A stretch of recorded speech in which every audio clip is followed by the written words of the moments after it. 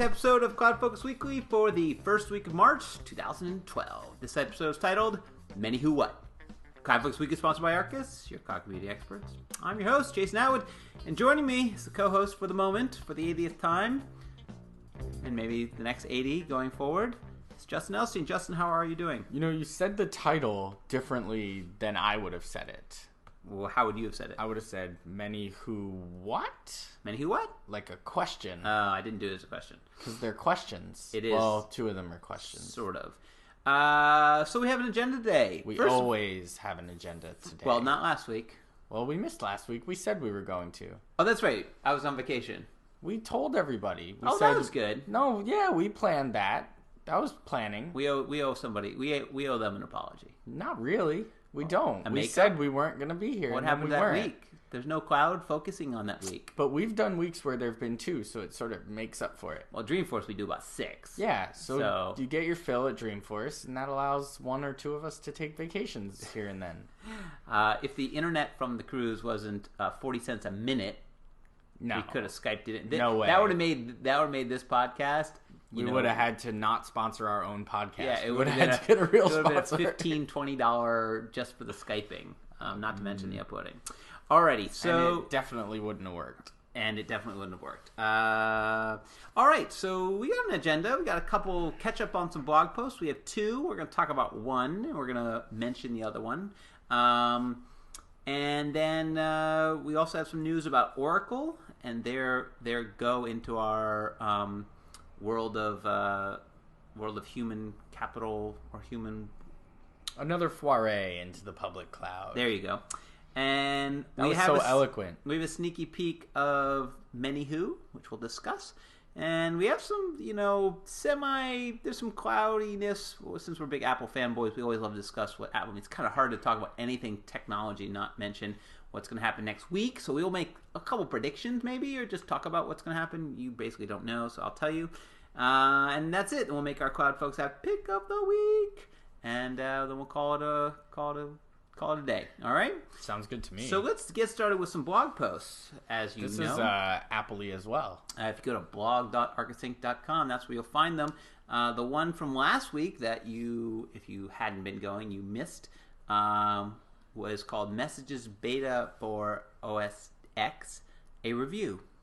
Reviewing the new Messages app, or I guess service by Apple, which has its basis in the cloud because it is basically Messages, which came out for the iOS, tied into the new iOS for the iPhone, sort of replaced SMS because you could sit on a contact and in the SMS platform, instead of sending a text, it would know that the other person had an iPhone 4 on the new platform, on the new OS, and it would say, hey, you can send them an iMessage, and it would just instantly... It wouldn't even say that. It just does it. It's kind of funny because I thought I was texting my cousin yesterday, and I don't text her very often. Clearly not. No, I'm sorry. All of a sudden, it turned blue, and I said, oh, how's your new iPhone? She has an iPhone. I do it all the time. I had no idea she had an iPhone. You start to type it, and the button turns. So let's explain what it is.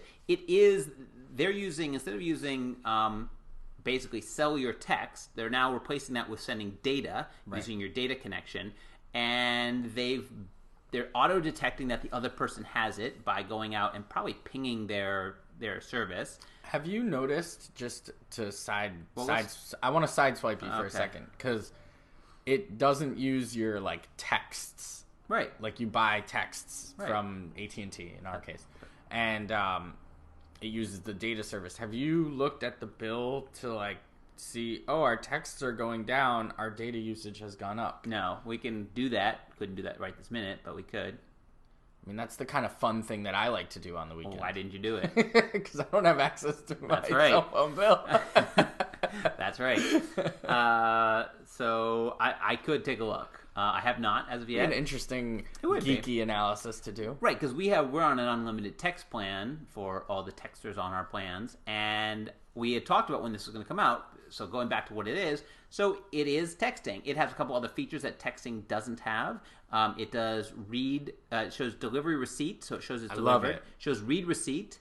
If the person decides to send it. If the person I was says talking to our partner that shall remain nameless. Yes. And he was we were on the phone, or we were actually on an iChat, which I guess is not called an iChat anymore. We have to get to in a second. We're on a video chat here on the thing, and he's texting somebody, and it goes. He's sending somebody an iMessage, and it goes from delivered to read. Right. He's like, I love that. Yeah. I love that shows me that. Yeah. And I'm like, you got to turn that on. I don't think you have to turn it off on the other side. I think it's automatically turned on. No, you are sending the read receipt. Oh, yes. So our partner sees somebody read his, that's because that person that he sent the iMessage to decided to send him that read receipt. And I said, you, partner who shall remain nameless, you don't send those read receipts. Yeah. That thing you love, you don't do it for me. Yeah. I don't see when you read. No, he doesn't. Sure? I know he doesn't. Oh, okay. And he's like, yeah, I don't want to do that. I'm like, you love this thing, but you won't turn it on. It was kind of a funny conversation. Yeah. Anyway, so that was something they launched back in November of last year. We all immediately thought, wow, that's very cool. Wouldn't it be? And we heard rumors that it was then going to show up on the desktop in OS 10 line or whatever as part of messages, meaning as part of your iChat. So they have now combined it. Yep. So now the thing that you have on your desktop, right, your chatting messages, and the thing that you have on your iPad, which is now you can send iMessage, which I think is one of the bigger things for a non-connected iPad. You can now use iMessage. So people who could never text because they didn't have a cell phone, you can now use basically your iPad as a texting thing. On Wi-Fi. Well, even if you have the cellular thing, you can still, but you never had text with that. You just had cellular. So it really, not only is it better as just a texting mechanism because of the read receipts and because of the seeing that it was delivered, which is good, but now it's totally cross-platform, and this is a blog post about the review of them bringing it into the desktop app. So from the desktop, you can text, you can iMessage or message people on iPads, on iPhones, or on other desktops. So it's kind of connects them all, and what it does, although I think this is probably what the review says, it syncs them. Yep. So you can start a conversation on your iPhone, texting somebody, and then go over to your iPad, open it up, and your conversation is right there. The messages that you're sending back and forth are there. You could then go to your desktop and then open up your chat or your message and send a message. And the whole conversation that you started on your iPhone, that you continue on your iPad, and that you're now completing on your desktop, it's all the same. And it's all there. Furthermore, I'll take over because you're running out of breath. Since it's a messages app and it's taken over for iChat, it also includes AIM, Jabber, other messaging services. And that's the one thing you got to figure out when you're setting this up for yourself. When we first started using messages, you and I had 2 threads for you. There was one that was Jabber and one that was iMessage, and it was because I didn't have your Jabber username on your contact record in my address book. Once I basically put your Jabber into my address book, all of a sudden, boom, you're in one thread. You're seeing iMessages and Jabber messages, and you can sort of just flip back and forth. Right. The one thing you got to make sure to do in that window is to make sure that if you want to send them a Jabber message, make sure you're not sending them an iMessage, because that then it's annoying. It goes to the phone. Well, it goes everywhere, but it's like if you want to just stay in Jabber or IM, make sure you're IMing. So what did the review say? The review told people how to configure it, kind of what we just talked about, right?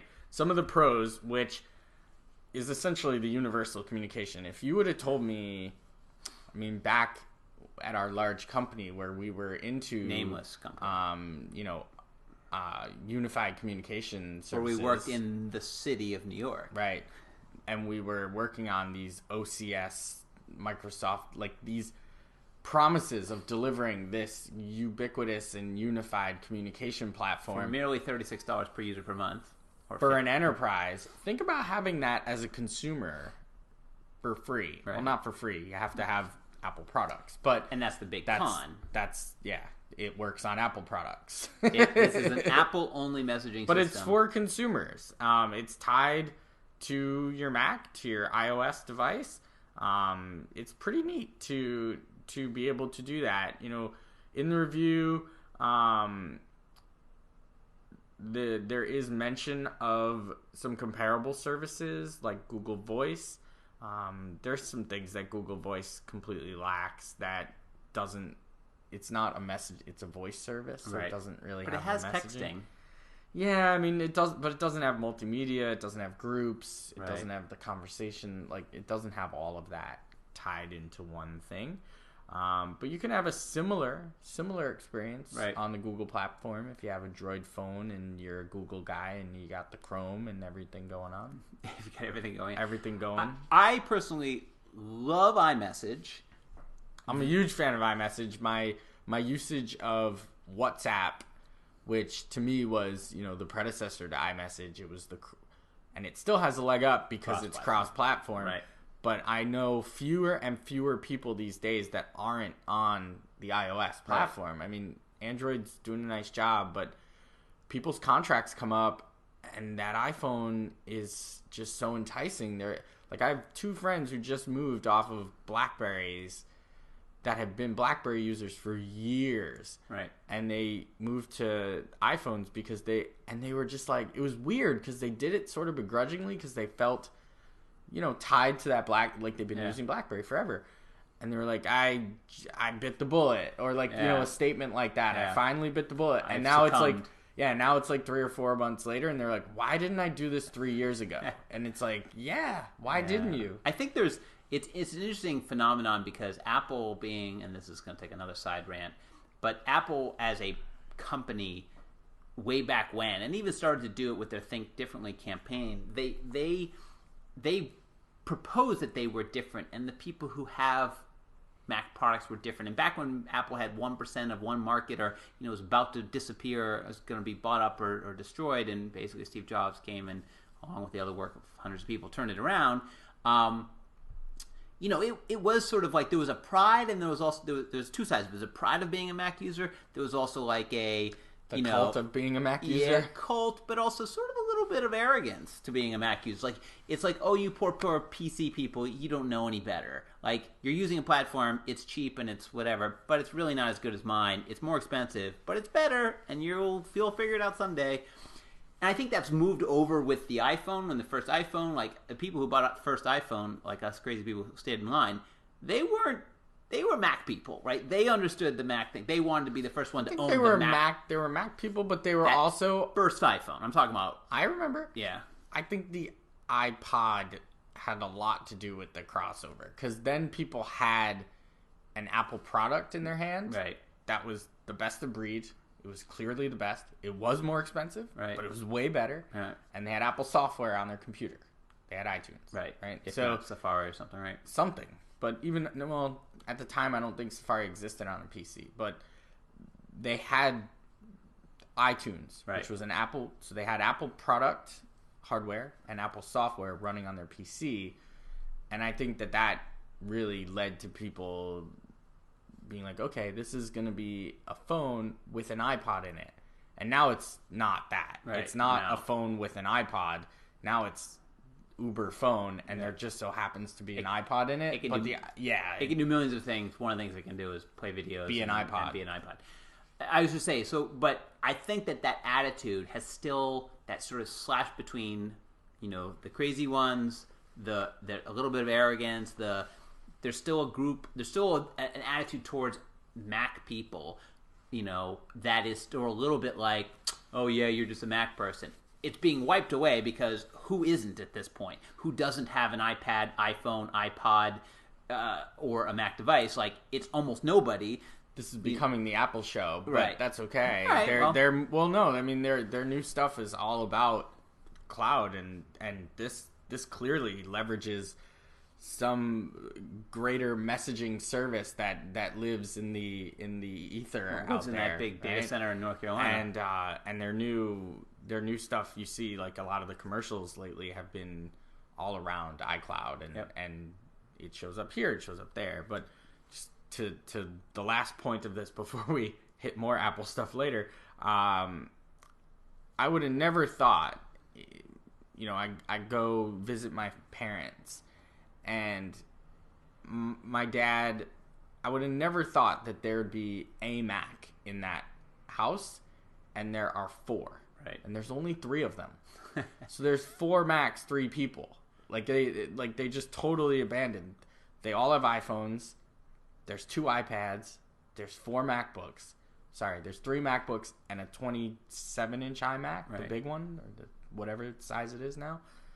So I think they've made that foray, that I've said that word twice in this podcast, that entrance, and the iPod really did it, but the iPhone was like, okay. And then you start to use the other devices and you get into that,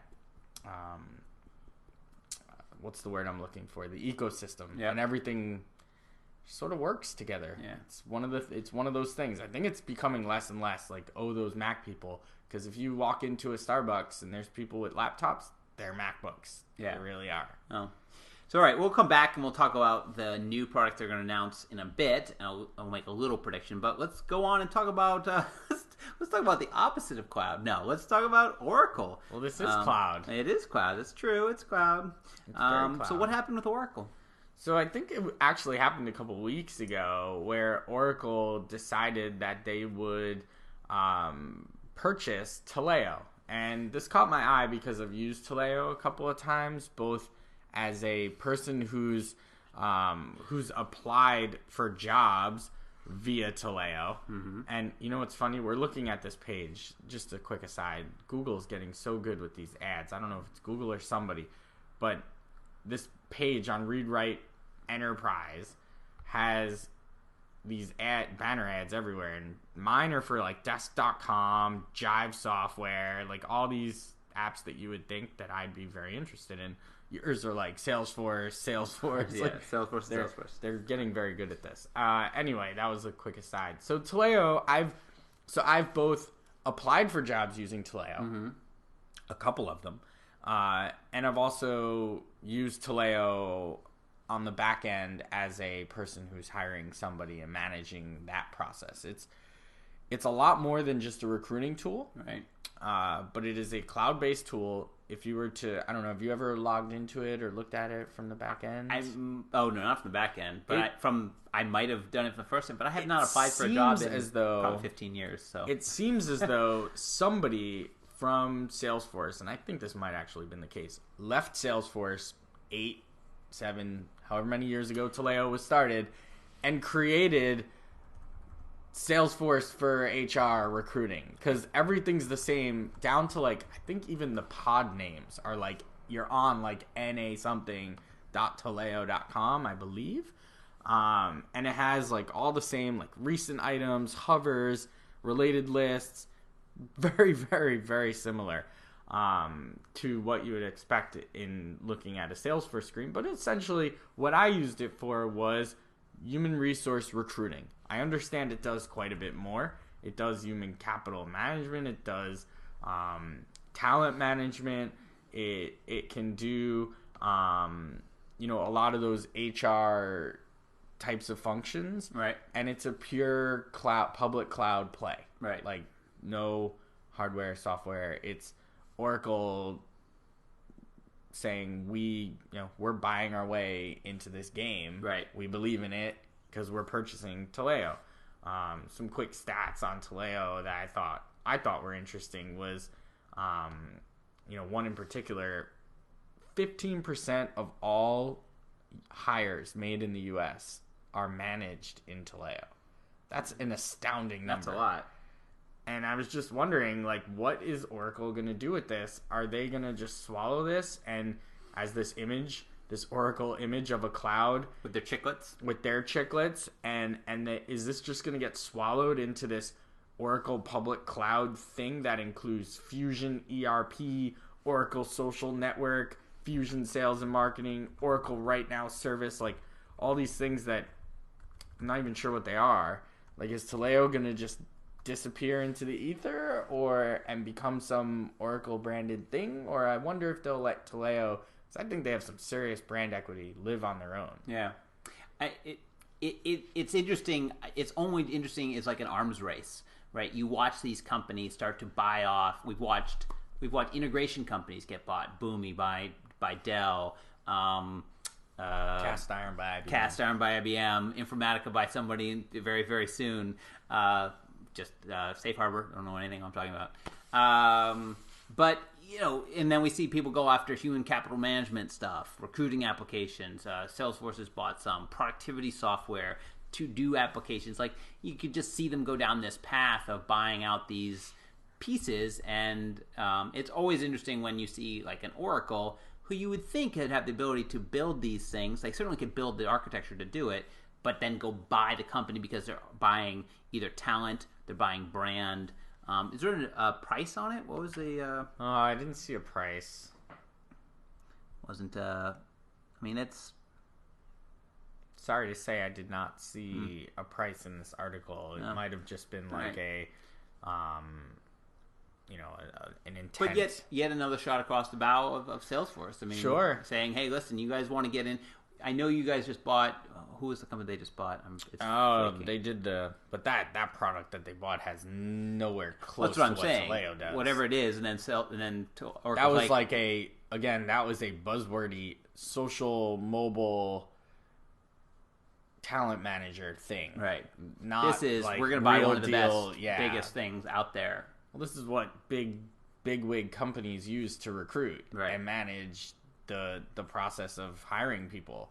I mean, it has some really nice features and really nice... Does it have an integration with Salesforce? Not that I know of. Okay. But it might. I don't know of it, though. All right. I didn't try to do it when I was managing it at a former company. Well, and I was managing Salesforce and I was managing Taleo, and I didn't try to integrate the two. Good job. Well, it didn't make a whole lot of sense, to be honest. Recruiting, onboarding. Did you do any of your onboarding stuff in Salesforce? No. Okay. No. It just didn't make a whole lot of sense. Well, speaking of not making a lot of sense. Yeah. Wait, or speaking of people. Oh, okay. That's better. We are currently working with a sneaky peek. We are. Which is something that came from Omni Group, which I like, of Many Who, or I guess the start of Many Who. This is true. Which is Many Task. Many Who Task. So I thought we'd talk about it. It was enabled in our org the other day. I think about last weekend, because I remember playing with it over the weekend. Yep. And just for those of you who are just turning into the podcast now, Many Who is the concept of being able to associate. In Salesforce, you can attach a task or an event or an activity in Salesforce to a who, and one what.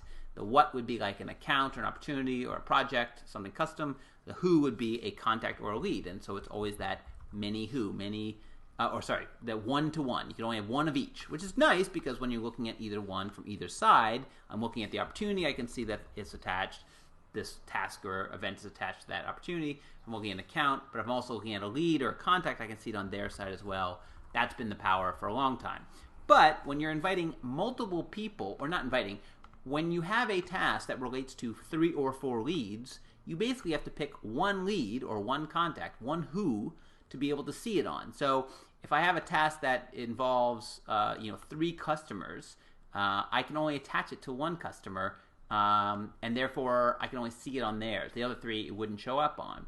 So forever in a day, as long as I remember, there's been the idea exchange with please have many who, which is allow me to associate a task, an event, to multiple who's, multiple leads or multiple contacts, multiple who's.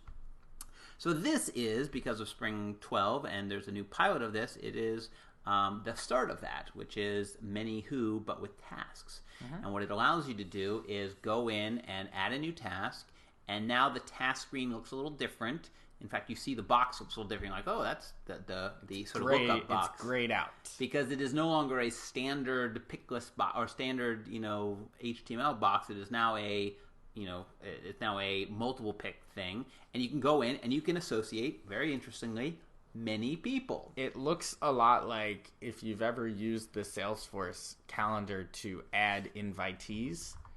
When you go to the bottom of a event and you say add invitees, you click that button and it brings up like a search box, and then it has the results and the selected list. It works exactly that way. Right. So they use the same interface, which is good, consistent across those two things. But what it looks different is that when you filled the task, you now can see in that one box, whereas it used to just show you one person's name, you can now see 3 people's names or more. And then you save the task. When you go to any one of those contacts, any of the who's, you can see the task in their activity history or open activities related list, and you'll see that task. You click on the task from before, so that's the good.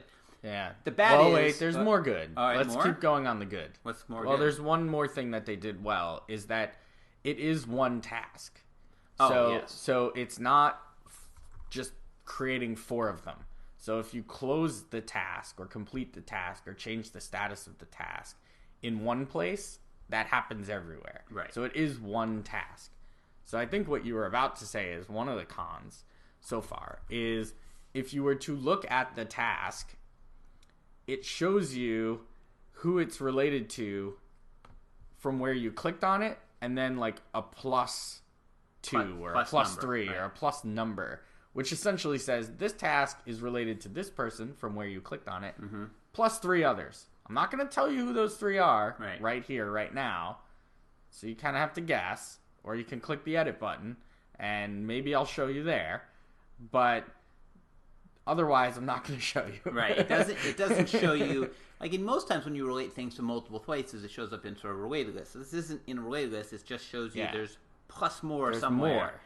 So this is the start because it's the very beginning. We're very happy with tasking because that is good. Although Salesforce tasking, we use it, but not tremendously. I know a lot of people do. This is going to become tremendous when it gets to events because that's the biggest ask. Well, there's 2, like an email in Salesforce is really just a task. Yep. But I don't see this in email just yet.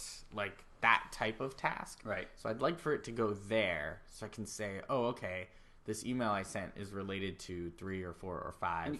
And you think of how that goes down and starts to how it starts to the complexity goes from the tentacles in which it reaches into Outlook, into email to thing, into the email templating system. I mean, it could get very big very fast. And the biggest place where I think the lift will be is with events, because I don't know too many people that actually use Salesforce events and their calendar as like the main calendar.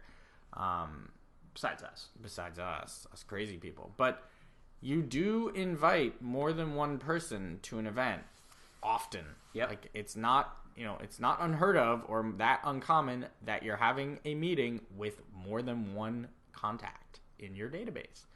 It'd be lovely to have that event show up to every invitee. Right. So right now that doesn't happen, but it's coming, and I know they're working on it. Right. It's clearly that's going to much be more huge. difficult. Yeah. I think it's going to. We'll see what the limitations are on how many you can invite. Well, there's things about invites, right? Like, I'm sure there are a lot of decisions. Like, if you invite somebody to an event, let's just use 2 people as an example, and one accepts and one declines. Like, that's a different. It doesn't matter. It's sort of a different. You want to see it a little differently. But they don't show you that today. They show you accept and decline, but not on the one event, but not on the related list. Right. I think you might want to see it a little different. I mean, you see it in the event itself, I guess. Right. You're going to see that. This is going to be the same way. You'll see the event from both sides, from 2 contacts or 3 contacts. You'll see the event in the activity history. But we don't know what we're going to see. Yeah, you're making stuff up. No, you'll see it just like you see this, but then you'll still have to go to the event itself to see all the other information. Yeah. It's interesting. It's an interesting concept. One other thing that I would like to see is, it's many who, but it is. I mean, I don't know how often this would ever happen, but it is stuck in many contacts or many leads. It's not many who. It's not, can I relate this task to a contact and a lead? Right. I can't do that. It's still not sure when you actually would or why that scenario makes any sense, but I can campaigning at that point. Yeah, I mean, I can think of a time where you might want, you're getting a referral from a contact to a lead and you want a task that sort of you have to do for both of them. I could see where the use case would come up. It's an edge case that some some IT person somewhere would say, well, you can't do that. And it's like, well, why would you want to do that? I don't care, but you can't do it. Sounds like you've been meeting with IT people. Sounds that way. Yeah. But it's like, I don't care why. I care that you can. Because somebody will want to do that. Do it. Someone will. Yeah. Someone will. But you can't do that currently. But so anyway, it's not a knock on the pilot. We understand completely that it's a pilot. Hopefully it's okay we're talking about this right now. But we've been using it for a week. The last pilot we get into. I will say, hasn't changed my life. Because you don't do tasks. I don't do tasks. When it comes on events, it will change my life. Yes. When it's on events, it'll change my life in terms of adding people in. And when it eventually comes to emails, it'll change my life too. Again, yeah. All right, so that's it for Sneaky Peek. Last thing I think we'll talk about before we get on to our CloudFocus App Pick of the Week, because it's hard not to talk about it, is the event next week for Apple. Since we will probably do our podcast after that event, so we will be able to round up what happened. Let's talk a little bit about what we think is going to happen. So Apple's holding an event March 7th at 1 p.m. Eastern Standard Time. So for all you who like to check the live blogging, that's a great place. In other words, what's the best place to go? I know you follow those things. Do you like Engadget, Gizmodo? Where do you go? I start at Mac Rumors. Mac Rumors. And then Mac Rumors usually gives you links to everywhere else. So you go to macrumors.com. Yep. And then Engadget, Gizmodo, and basically those two. If you just some pretty amazing technology that they do there with the like live updating from the events with images and yeah, they post images. Pretty amazing. They must have some serious bandwidth in those buildings that they're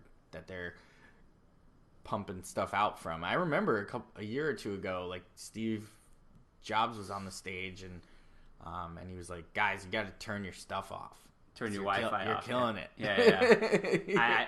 I think since then they've created their own Wi-Fi networks and don't let them intermix. But so anyway, there's long rumored and many rumors coming around for this year. Obviously, Apple's always updating their products, and they seem to be on a 1-year cycle for most things. Most iOS things are on a 1-year cycle. So the iPad is due. Although I think they missed that year with the phone. The phone, they went a year and 18 months. Yeah, for not a great upgrade, which makes me think, what are they doing?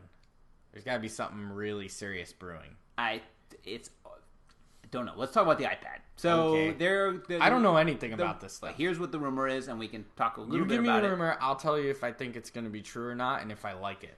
So it's one by one. iPad 3. I like it. All right. It will be. The rumor is going to have a quad-core processor. I like it. I want it. It's going to have a Retina display. Yeah, that's good. It will be. I watch Netflix and stuff. It'll be unbelievable. They'll have to update their standard because it'll be beyond that. Okay, well, I want that. It will. The form factor and all that will be very much the same. That's fine. And I can't really see why they would change it all that much. It's pretty good. And it might have some it might have new Bluetooth 4, which is a nice standard. It's a lower emission standard. It doesn't use as much power. I'm making a face at that one. Yeah. It doesn't really mean anything to me. It doesn't until I think they connect it with other stuff. Because Bluetooth 4 can do stuff. It can basically stay connected to stuff and not use a lot of battery power to stay connected. Well, that I like. If it can connect to my Jambox. I don't know if a Jambox is using Bluetooth 4. But anyway. So... But that's really it. That's all you're thinking? That's all. That's the hardware piece. Yeah, because no one's seen what the software is. Because the software is the jam. But we know it's going to run the iOS. We know it's going to run. So you think faster. we're going to see new iOS? I don't think so. iOS 6? I think we'll see. Are they up to 5 now? Are we on 5? We're on 5, not 5.1. So I think this will show 5.1, and 5.1 will have stuff in it. Well, where's the cloud stuff? Let's tie this together. Realistically, I don't think... What are we doing with the cloud here? Well, let me speak, and then I'll... So, one of the rumors is that the sizes of it are going to be smaller. I mean, it's going to... They used to have one that went to 64. I think they're going to show a 16 and a 32, and not go to... What everybody's saying was, wouldn't it be great to have 128 gig storage? But they're saying, because Apple's whole thing now is about the iCloud... and that you really don't store stuff as much. We want you to download. We want you to... That they're not going to... And the cost of putting 128, I think they're going to stay to a 64. So you're going to get a 16, a 32, and a 64. They're not going to up it. 32 has been a good spot for me. 32 has been absolutely fine. There are times when I wanted more. My first one was 16. I needed more. Got the 32. I've been perfectly content with it. I would love a 64 only because I'd like to have more stuff in my pocket. I'd like to have 4 or 5 movies. I don't put things on it that often anymore. I find that I just use Netflix quite a bit. Yeah, well, that's just using Netflix. I know, but that's the point. Like, I don't know if you also have an iPad 1. I do. So you can't run like all the cool stuff I can run. Just saying. Like what? So that's the rumor. As in terms of the cloud, here's the other piece that the rumor is. The rumor is they're going to bring out Apple TV, the set-top box, the box, not box, the new the TV. thing that I'm pointing at right now. Yes, the little black box little for $99. box. They're going to release a new version of it, and that new version is going to have a new processor in it. It also is going to have new connections like Bluetooth 4, and it is going to have more memory and stuff like that. And that is going to be the sort of connection to the iPad 2 in that they're going to work really, really well together. iPad 3. That new box, that new $99 box that connects up to your TV to HDMI, and this thing are going to work because of the power and the way they connect. They're going to show you stuff of the way that this box and this iPad 3 connect. That's going to be like, oh, I got to have not just that, I got to have both of them. So hopefully it'll have things like, complete. Can you do this already? Complete like screen mirroring You can. with like Safari. You can. So like It's not done great. the days of having mega hardware in a conference room could turn into let's have an iPad and an Apple TV connected to a 60-inch plasma on the wall. Yeah, so what we haven't discussed, we're kind of missing a whole piece of news, which is Mountain Lion. But I don't want to turn this in the Apple show. But Mountain Lion is the operating system that Let's they've not announced. talk about Mountain Lion. One of the things they talked about is that you will be able to push your whole screen to the Apple TV as well. I like that. So then that goes. Then you don't have, and you have a TV and you have an Apple TV. You have a TV and an Apple TV and in your anybody conference can room. move images onto it and display stuff and swap in and out. I want to I'm making the gesture. I want to flick things from my iPad to the screen. Yeah. Okay. Like, that's the kind of sexiness that I want out of Apple. I want to flick things to the big screen. So let me talk about where I think this is going to be interesting, and then we'll find out next week. I think they're going to show us a whole new gaming experience. I'm going to hold you to these because gaming and media experience. That because this new Apple TV is going to have a new processor and be really powerful and be able to do 1080p, which it can't do now. So am I going to want this thing? Of course you Is that what you're saying? Let me get through it. Okay. And the Apple 3 is going to the iPad 3 is going to have all this new. I mean, a quad core processing. It's a lot for this little device, and Retina display, and new ways of communicating, meaning Bluetooth 4, which I think is both more powerful, can move more data, and it's lower emission, meaning it's lower power sucking.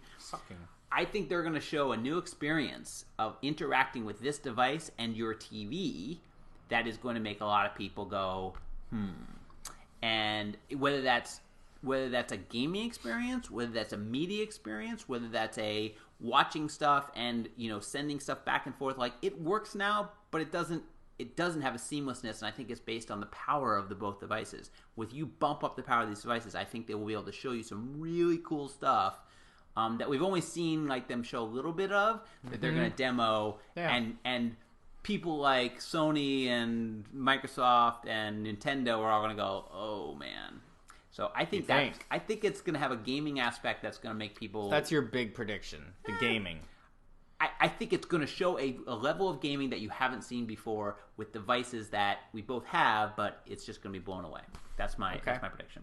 That'll be interesting because I don't play as many games as you do on my iOS devices. I play very simple games. Yes. Like I just recently got into Flick Golf. I love the Flick games. Yeah, for me the Flick games are where it's at because I bought the Madden for the iPad. Yep. I've tried. I can't. It's not good. It's not fun. Madden the control I need buttons to play those games. There's games that you need. Aside. I mean, Madden Madden is. That's where there are millions of games. Some of them are amazing. Yeah, but if I don't know the statistics, but I have to imagine that Madden is where Sony and Nintendo and whomever else, Xbox, make a ton of money. Not those as much sports anymore. games, you don't think so? Oh, these big games like these ones that come out, these war games and stuff like. So are those Modern experiences just as good without buttons and controls and joysticks? Again, let's wait to see what happens next week. Right. I think they're going to show you an experience that's going to be. Because they're not pretty putting amazing. anything out with any buttons on it. No, there's not going to be buttons. Buttons are not in Apple's keyboards vernacular. are going to go away. So let's go on. Let's do our pick. Let's do our Mac Picks of the Week. We're giving you a Mac big... Picks of the Week. Sorry, our CloudFocus App Picks of the Week. Let's just do Mac Picks. All right, give me your pick of the week. So I'm gonna give a pick that I've been seeing pop up here and there on the App Exchange and on Twitter, getting some nice buzz. I haven't used it yet myself. Again, another pick that I haven't used, but I thought I'd pass this along to people who are both Salesforce users and Google Apps users. Mm-hmm. It's a product called Cirrus Insight. Cirrus is spelled Cirrus. And their website is cirrusinsight.com. And what this does is it allows you to interact with Salesforce data inside of gmail.com. Okay. So you're inside your Gmail, and I'm going to pull up for you some of the screenshots here. You're inside of your Gmail interface, and somebody sends you an email, and in context, it pulls up their contact record from within Salesforce. It also might show any open activities. We've seen this before. We've seen this as a concept from Apereo. Okay. But it was built in that product management application. It was always a concept. Okay. I don't know if they ever actually did it. If there's some Apereo folks who are listening, let me know. I think they did it. But it was based on their professional services app. Well, actually, I got a demo a while back of this exact thing. And they built like the bridge. So maybe the backbone of this is something that Apereo built. But this is a product from Cirrus. And, the screenshots that I'm looking at, you have the email that comes in from somebody. And then right there in context, you're pulling up their contact information, any open or closed activities, any open opportunities or open cases. Nice to have, right? If you're a salesperson and you're receiving an email back from somebody about like, hey, why haven't you signed my proposal? And they write back, whatever, and you see, oh crap, they have 3 open cases with me. Right. Maybe that's why they're not signing that proposal. Maybe I won't even send that email in the first place. So you gain these insights, hence the name, Cirrus Insights. And, it has some other nice features, which is the ad. An email comes to you in your inbox. Right. You can add it to Salesforce. So it will search and find if it has it, and then it'll say it's not there. Do you want to add it? This email, you know how we have like mail drop for the Mac? I've received an incoming email. I want to add that email to a activity history here. That's pretty cool. Pretty nice, right? I can create a lead or a contact right from inside of the mailbox if it doesn't exist. Does it read the signature? I think it's reading the header. No, but when you go to create something, everybody has a signature, right? And it has all this information, their phone, their fax, and whatever. If it reads that signature... That would be really cool. I don't know if it does that or not. It's a good question. Okay. You can create activities, create tasks right from within the interface. Pretty slick. Their pricing is also pretty good. Give me a price. There's a free trial, free 30-day trial, which presumably gives you the free. So this is a freemium product. Oh, it is freemium. Okay. With free, you get the instant Salesforce lookup as soon as you open the email. So you get the lookup to see the things. You get to see the contact information, and you get to search for contacts in Salesforce to display their profiles inside of Gmail. If you want to pay $9 a user a month, you get all those things that I just talked about. Logging calls, logging activities, creating new contacts, saving the emails, all those things. $9 a month. $9 a user a month. Okay, it's not too bad. That's not cheap, but it's not cheap, not bad. But when you consider Gmail is $50 a user a year, it's a little much. Right. But if you're not an Outlook person and you use Gmail, this does a lot more than Salesforce for Outlook does. Cool. And it was it's called Cirrus Insights. Cool. And you find more information on that in the show notes. That's right. Including the link. All right, my one is called something I saw, downloaded, installed, played with for a bit. Then the beta ran out, so I had to download it again before. It's called CoBook, or CO Book, and it is a extension for the Mac that basically goes and syncs to your address book, and then from there it puts a little menu bar up there, and you can do things like search for people. Obviously, that's, you can do that anywhere else. Mm-hmm. But it will also connect them up to these social networks and be able to pull in their social network data. Right. So this looks like Zobni, but on the Mac platform. It is like one of those things. So what's nice is it can pull down and sync to data. So it'll sync your Facebook information in, or pull in stuff from Facebook or LinkedIn or whatever. I'm looking at this. I'm looking at your screen because you were just showing it to me. What are those hashtags that it's doing up at the top there? So it found all the it automatically added hashtags for me because it found this person in certain groups that I had in address book, and it saw me connected to them in the social networks. So it added without giving up, and it added a hashtag called LinkedIn Connection. It's my wife. You can yes. So, right. It added a tag called Facebook Family. Yep. She's in the group. It added a tag called Holiday Card. So presumably you use a group to send out. That's correct. Your holiday cards correct. address book. That's pretty neat. Correct. So, and it's got some neat things about adding. You can add data in pretty easily. And you can click over to some. Yeah, things. You can click over to the other pieces of the network. Anyway, it's neat. It's free. It's CoBook. It's at CoBookApp.com. It's a beta right now. I'm sure they'll charge for it eventually. Kind of neat. It does do extending the data, so it takes in data from outside and puts it inside so it can find information and put it onto their profile. I would say there's no perfect thing yet. I would love for one of these to sync well with Salesforce. I haven't seen one yet. But anyway. Well, Zobni does that on the PC side. Side. I think I'm pronouncing it right. It's inbox backwards. The inbox backwards. So free, CoBook. Again, in the show notes. Check it out. Speaking of things to check out our new Facebook page. We're on facebook.com/ArkusInc, and we have the new timeline view. We flipped it. Which we weren't going to talk about in terms of a story, but basically you can turn any Facebook page now into the new timeline view. If you go to facebook.com/ArkusInc, you will see our new timeline view. You're seeing different things because you're an owner. I'm looking at it right now. I put up a big, huge picture of the. That's the Arkus cloud right the there. Arkus I cloud. like it. Yep. So it's cool. It's a nice view. It's a nice new view of pages. So you can see that. We're also on Twitter, twitter.com/ArkusInc, or twitter.com/JasonMatwood, or twitter.com/. I really like this view for us. It works for us. Yeah, or just Edelstein. For the podcast, remember to go to iTunes and subscribe to it in iTunes. Saw some more subscribers. That's great.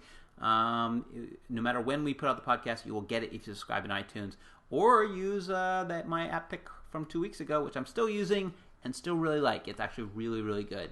It does everything I want to do. Podcaster. Oh, I forgot the name of it. Instacast. Instacast HD. Great app for the iPhone and iPad. There's 2 separate versions, but it allows you to do all the podcasting stuff. It does everything iTunes doesn't do. And basically, you can disconnect your iTunes at that point. Sounds awesome. I haven't tried it yet. It downloads and installs everything. Because every morning I go to my iPhone and I hop into iTunes and I'm like, get more episodes. Nope. Download next one. Nope. I do that. I should really move over to this product. It's really good. And I've seen some people give you some feedback on Twitter that they like it too. So. It's if you listen to more than a couple podcasts, which I watch. I watch like Totally Rad Show, which we both do. Yep, it is very good. It tells you when the new stuff. It can automatically download in the background. It just does it. You wake up and you go. And it deletes them once you watch them, so it's like they're gone. iTunes never did that. I'm going to do this. Yeah. All right, that's it. So until next week, and we'll see you. We will see you next week. We'll have a podcast next week. We'll probably be talking a lot about the iPad 3 and other neat things. So tune in then. And otherwise, enjoy those cloudy days.